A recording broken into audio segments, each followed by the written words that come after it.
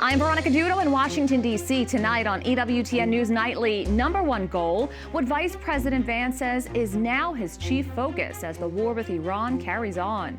Worry on the high seas. There is growing concern over the well-being of crew members aboard the USS Abraham Lincoln, why families are speaking out. A light in the darkness. We look at the inspiring life and heroic sacrifice of today's Saint Maximilian Kolbe. Plus, 45 years and counting. A look back at the early days of EWTN as we approach the anniversary of when Mother Angelica flipped the switch. These stories and more tonight. From EWTN, the Global Catholic Network, this is EWTN News Nightly. Thank you for being with us on the feast day of St. Maximilian Kolbe. Our top story tonight. President Donald Trump touts his record of protecting Americans, specifically lower crime and higher safety numbers. Today, he traveled to Long Island visiting the Nassau County Police Academy.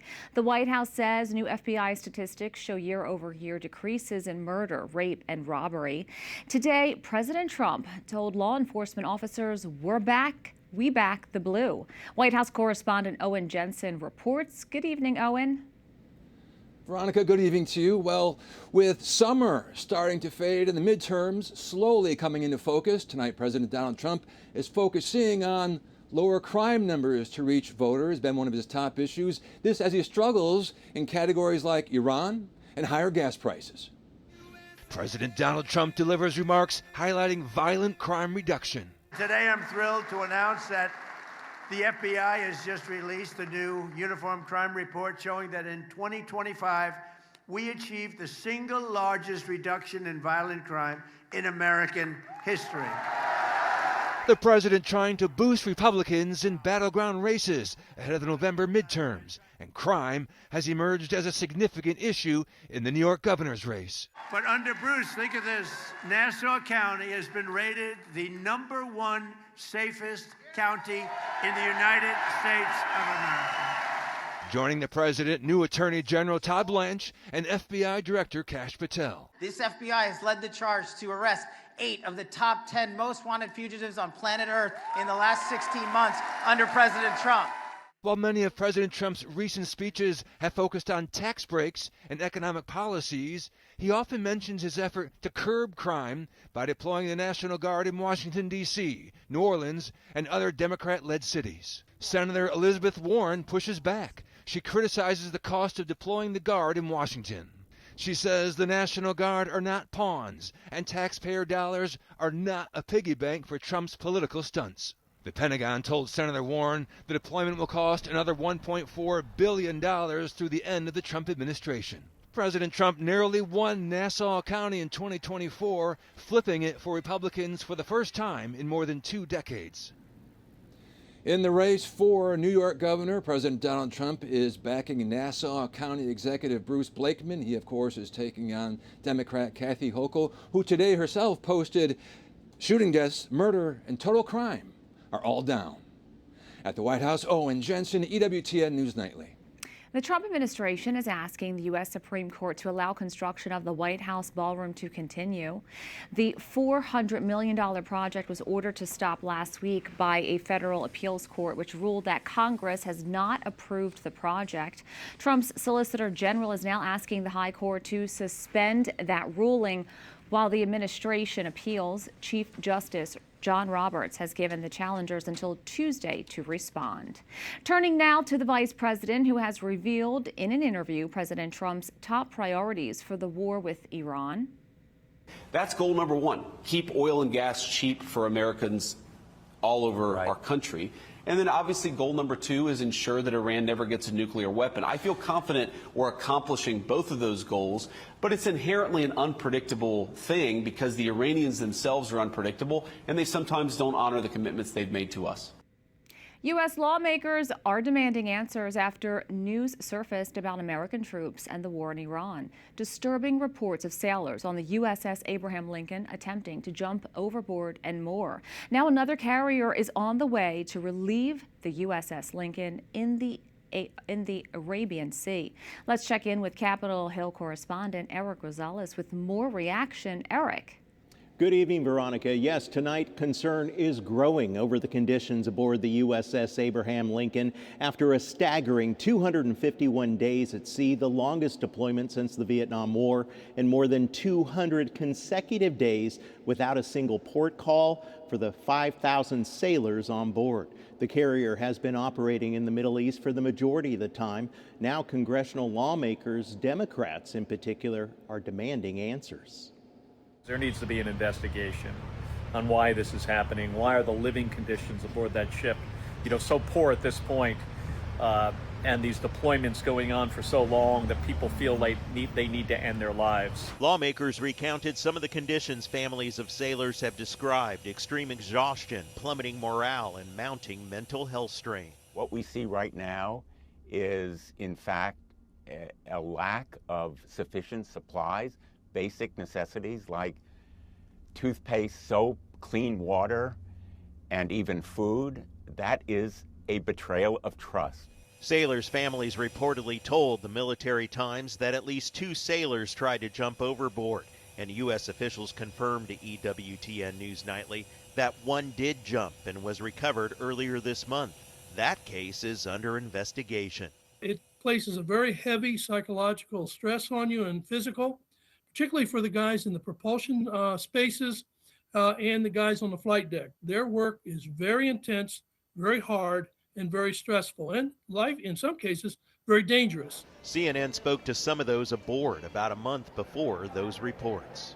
It's hard, it's hard on your mental state, being out to sea for 8 months without being on dry land. It takes a toll on you. In a statement, the U.S. Navy says, quote, "We have not observed an increase in suicidal ideations or attempts aboard the ship. We take every service member's well-being seriously."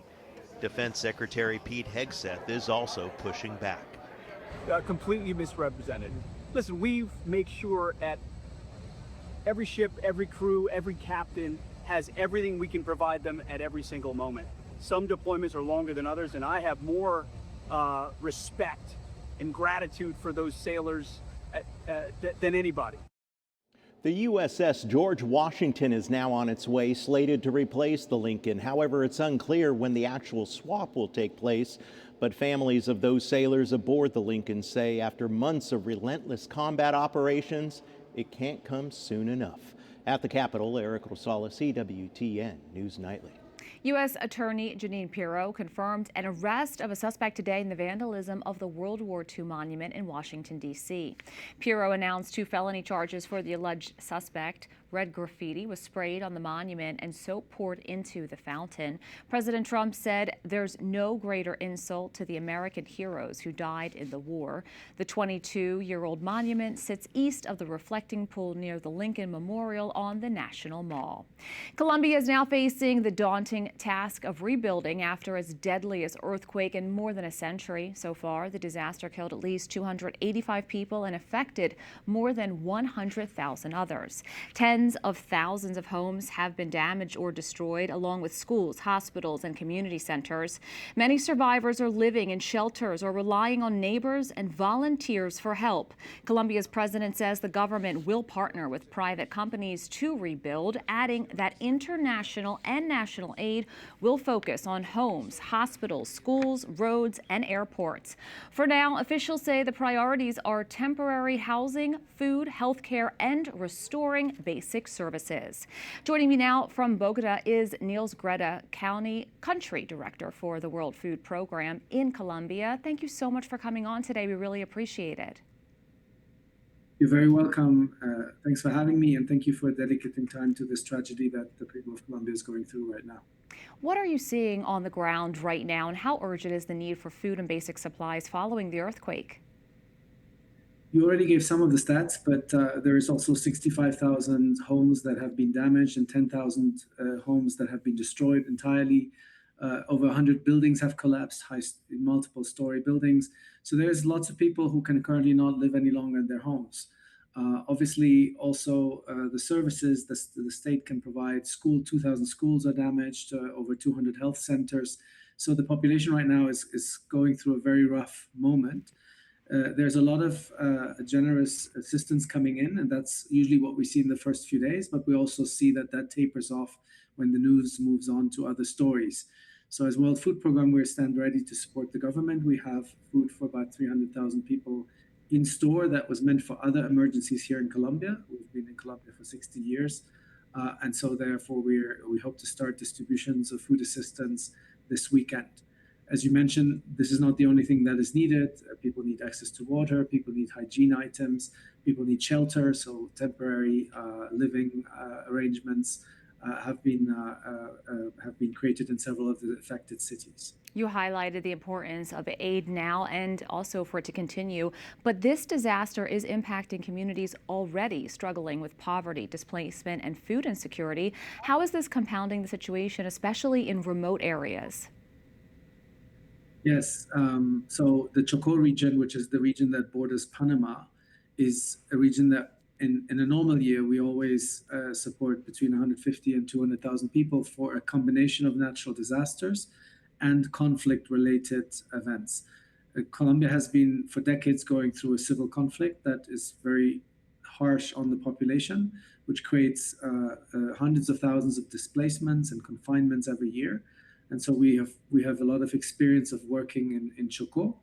Chocó is a very remote region. It's not very populated. It has 500,000 inhabitants, but most of them can only reach by river. There's very few roads in Chocó. It's mostly forest. It's 95% Afro-descendant population. It's the second poorest region of Colombia with a monetary poverty rate of 67%. So this hits a population that was already struggling, that was trying to develop and to progress. And of course, an event like this throws us back for several years because now we need to rebuild. Hopefully we can rebuild better. But of course, it's a big shock to the economy and it affects people's food security tremendously. Niels, Greta, thank you so much for joining us. Please stay safe. You're welcome. Thank you for having me. We have a lot more still to come on EWTN News Nightly Anniversary Celebration. A dear friend of Mother Angelica reflects on EWTN's 45th anniversary and a special feast to celebrate the Blessed Mother.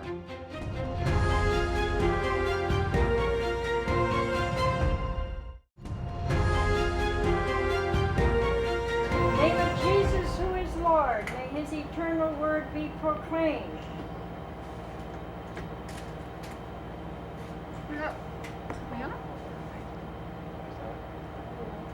Eternal Word Television Network. Are we on? Yeah. We're up. We're up. 45 years ago tomorrow, EWTN founders Mother Angelica flipped the switch to launch the Eternal Word Television Network from a monastery garage in Irondale, Alabama. Let's bring in Father Joseph Mary Wolf of the Franciscan Missionaries of the Eternal Word. He is the EWTN chaplain and chapel dean. Father, thank you so much for coming on today. Great to be with you, Veronica. You arrived at EWTN just 3.5 years after Mother Angelica launched the network. What do you remember about those early days when there were only about 25 employees and the channel was still broadcasting from a garage? I was just reflecting back on those early days because Mother would gather all of us employees, as few as we were, in that little hallway, and we would actually take hands, and she would offer this spontaneous prayer asking for the Lord's blessing on the EWTN, the live show that she was about to do, and on the equipment, which always had problems in those days a lot of times because it was kind of running on a shoestring. And it was from the garage studio in those days. But one of the treasured memories I have is that it was really a family. You know, that was important to Mother. She had T-shirts actually made that said, "We're family." And she would often say to the viewers, you know, this network is brought to you by you. Remember that we're family. And I think that's one of the things that we contribute is that we pray together. I often say that, you know, in EWTN, presents this vehicle by which the whole world can be united in prayer for different intentions. Absolutely. Now, you started as an engineer, but eventually became the first priest of the Franciscan Missionaries of the Eternal Word. How did working alongside Mother Angelica change the course of your life and your vocation? Well, she truly is a spiritual mother to so many of us throughout the world. I learned so much about the spirituality, the spiritual life. And there's a woman that I was talking with who had had a brain tumor. She had an operation, and she was somewhat disfigured by that. And she said, I think the most important lesson Mother taught us is how to suffer, because Mother had suffering in a variety of ways in her life. And she could speak with compassion to people and their own struggles, whether it was family tensions that were going on, chronic pain that Mother Angelica herself had, that she could relate to them and the difficulties that they were having. So I just learned so much about the spiritual life, and I would attend daily Mass with the sisters, which we weren't televising at that time. And there was just a few of us there with the sisters during the daily Mass, and I would go to morning Mass with the sisters, and then I would begin my workday as an engineer. And it was after 2 years working as an engineer, and it was during that time, through God's providence, we got this wonderful gift almost of new equipment that enabled us really to expand from 4 hours a day to 24 hours a day and to cover Pope John Paul's visit in 1987. Wow. But at the conclusion of that, Mother announced that she's going to begin a men's community. And the reason she wanted to begin our community was to be the spiritual support for the network. So the nuns were involved in the early days, from answering live show calls to even doing accounting in those early days. But Mother understood that their vocation was primarily the contemplative life.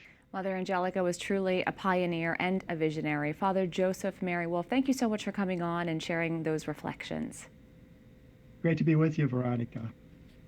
Coinciding with the 45th anniversary of EWTN tomorrow, the church will celebrate one of the principal solemnities of the year, the Assumption of the Blessed Virgin Mary.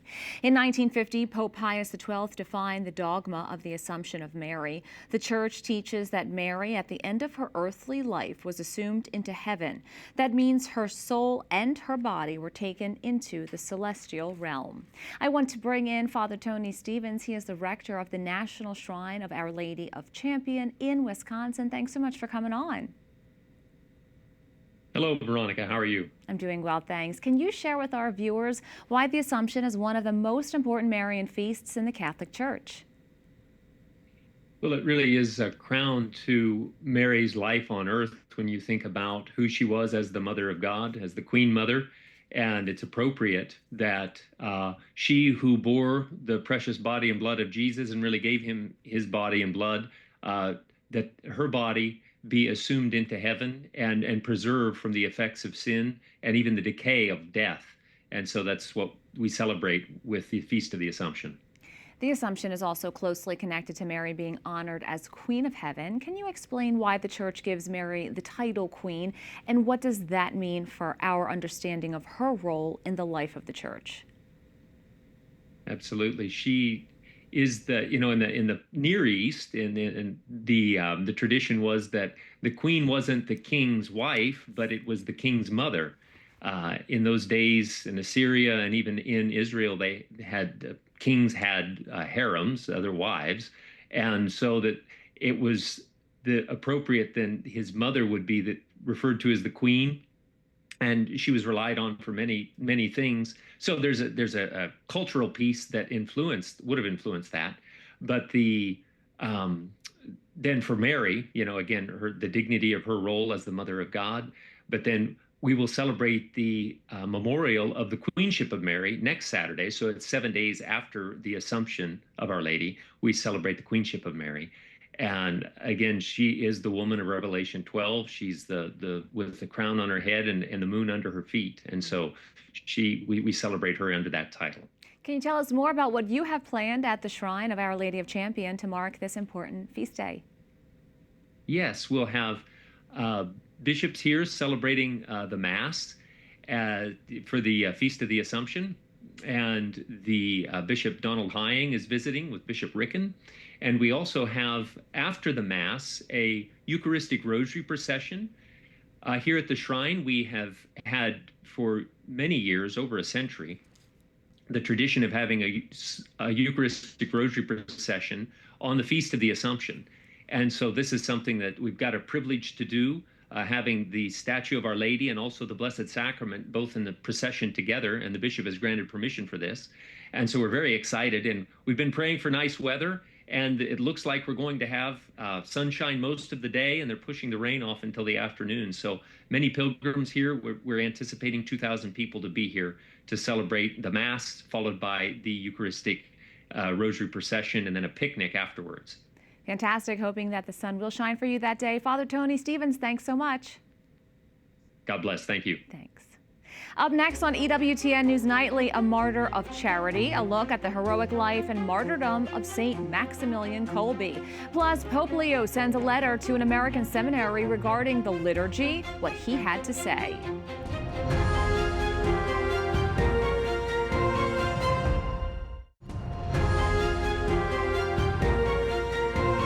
Right now, Mount Angel Abbey and Seminary in Oregon is hosting a conference on liturgical formation. In a letter sent to the conference through Cardinal Arthur Roach, the prefect of the Dicastery for Divine Worship and the Discipline of the Sacraments, Pope Leo expressed his views on the subject.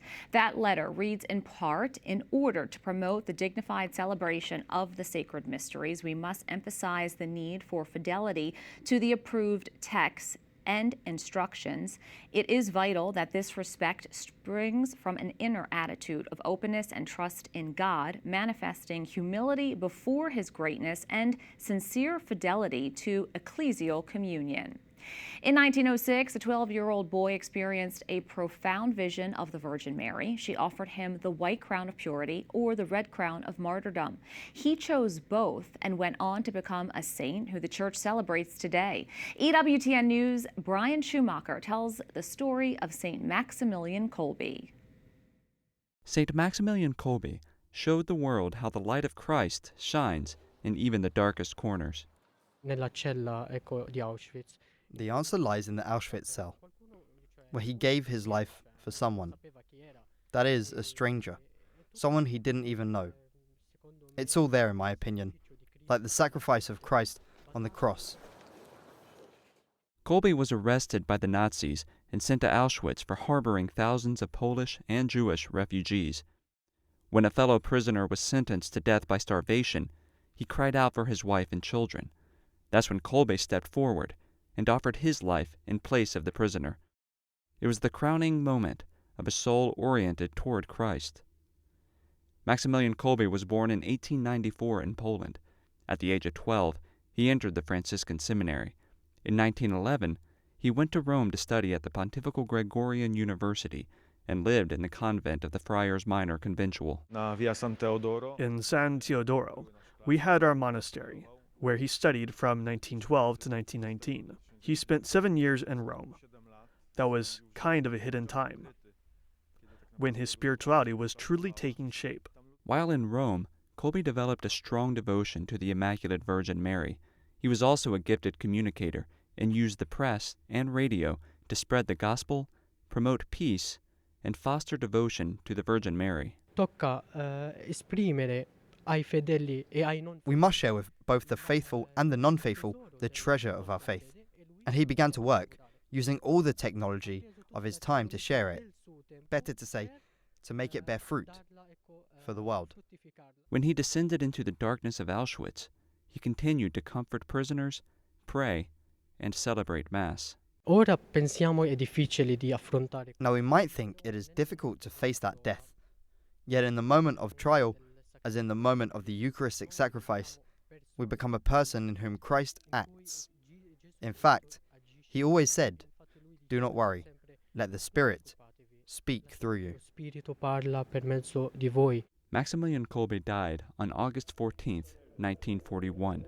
In 1982, he was canonized by a fellow Polish priest and eventual saint, Pope John Paul II, and to this day, he is remembered as a martyr of charity. In Rome, Brian Schumacher, EWTN News Nightly. We thank you for watching tonight. Remember, you can follow us on social media, Facebook, X, YouTube, and Instagram at EWTN News Nightly. I'm Veronica Dudo. Good night and God bless.